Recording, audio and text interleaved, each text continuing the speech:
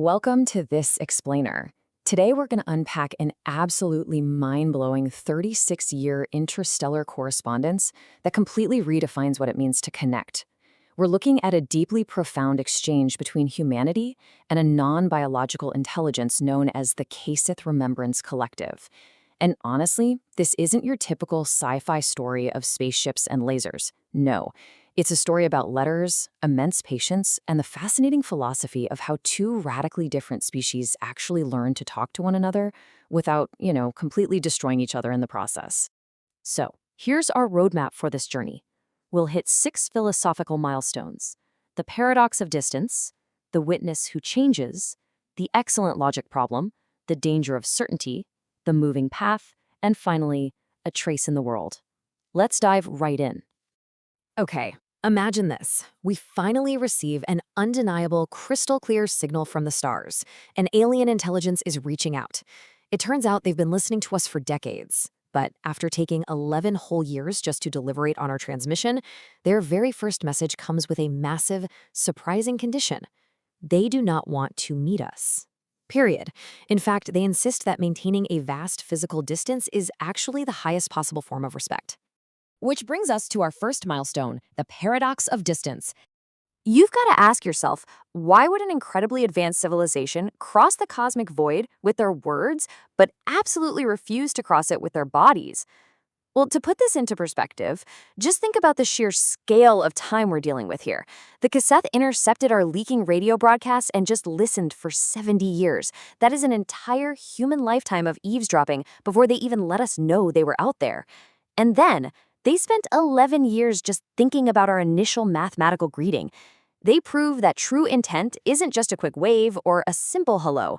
For them, intent is a profound willingness to continue showing up over an immense, almost unimaginable span of time.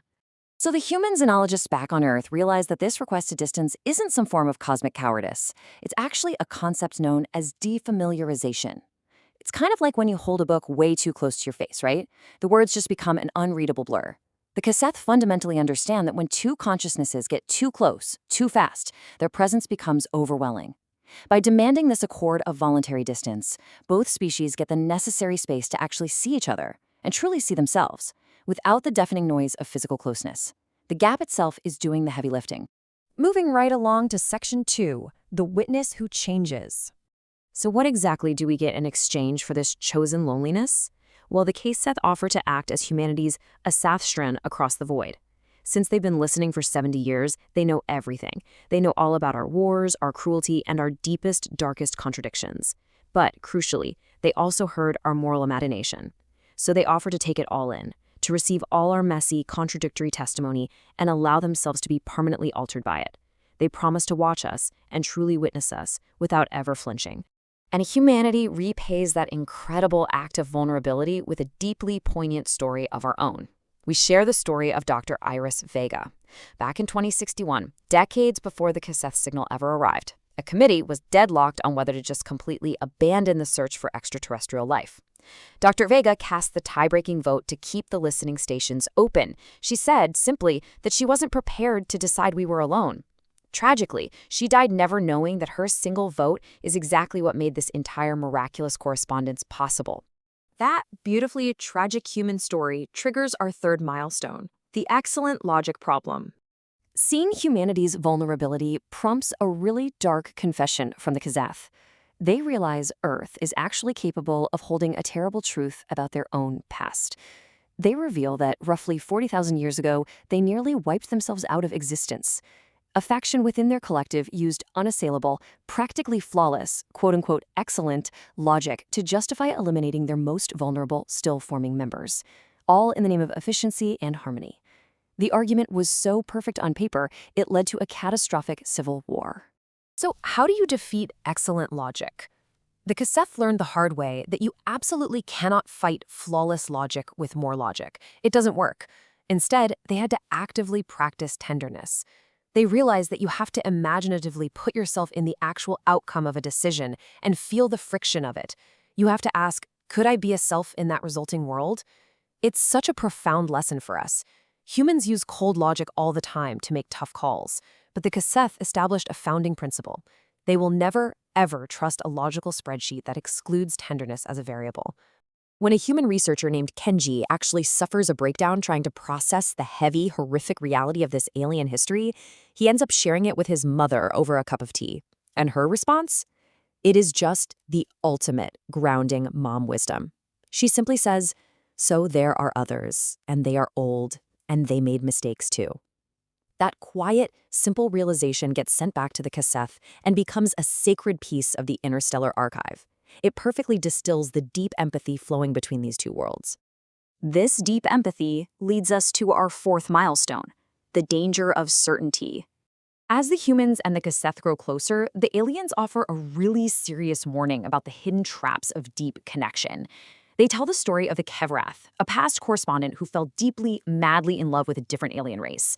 But that love literally became a trap. They became so absolutely certain they understood those aliens perfectly that they just stopped listening to anything that didn't fit their neat little mental model. Their love became a mirror, erasing that necessary distance we talked about, which ultimately caused a total, fatal collapse in communication.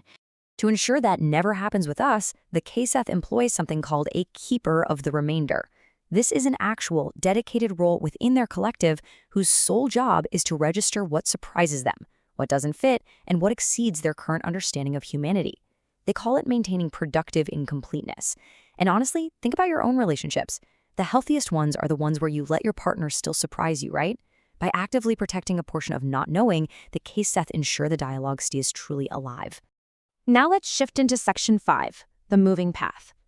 Here we uncover a massive philosophical divide between the two species. And amazingly, this is where humanity gets to teach the highly advanced Kseth something profound about the nature of time. You see, the Kseth operate as a literal living archive. They keep everything forever. For them, a 200-year-old grief feels exactly as sharp and devastating today as the moment it happened. But humans, we experience time as a moving path. Things recede behind us into the past, sure, but they aren't invalidated just because they're over. For us, reality is completely and totally real in the exact moment it happens. We anchor this wild concept for the Kseth with a story about a human child named Hannah. Hannah loves to draw these beautiful, intricate maps. She invents names for them, and then she forgets the names instantly, without an ounce of mourning. To the Kseth, who agonize over every lost detail, this is just mind-blowing. But Hannah's innocent play proves to them that our human impermanence isn't some tragic flaw we need to fix. We survive loss because the moment itself was sufficient. And that brings us to our final section, A Trace in the World. We finally arrived at the culmination of 36 years of this unprecedented correspondence. The humans, having been the beneficiaries of the Kseth's incredible, unbroken attention for decades, finally asked them a question. Do you have a hidden desire?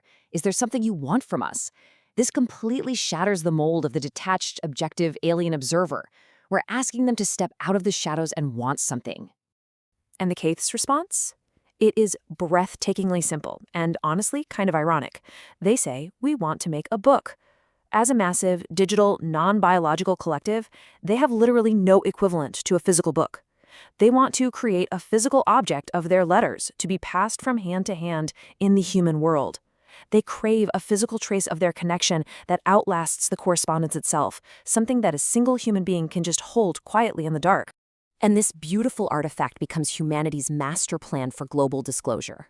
The Bureau realizes you can't just drop a sterile press release telling 8 billion people that highly advanced aliens exist. That would cause chaos. But you can give them a book of letters.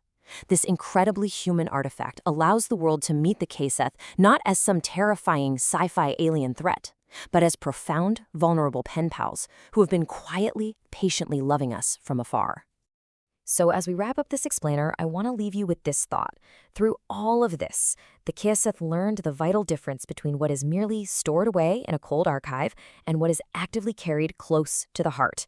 In a universe defined by infinite, staggering distance and fleeting moments, what connections, what hard-earned lessons, and what tender logic do you choose to actively carry with you on your own moving path?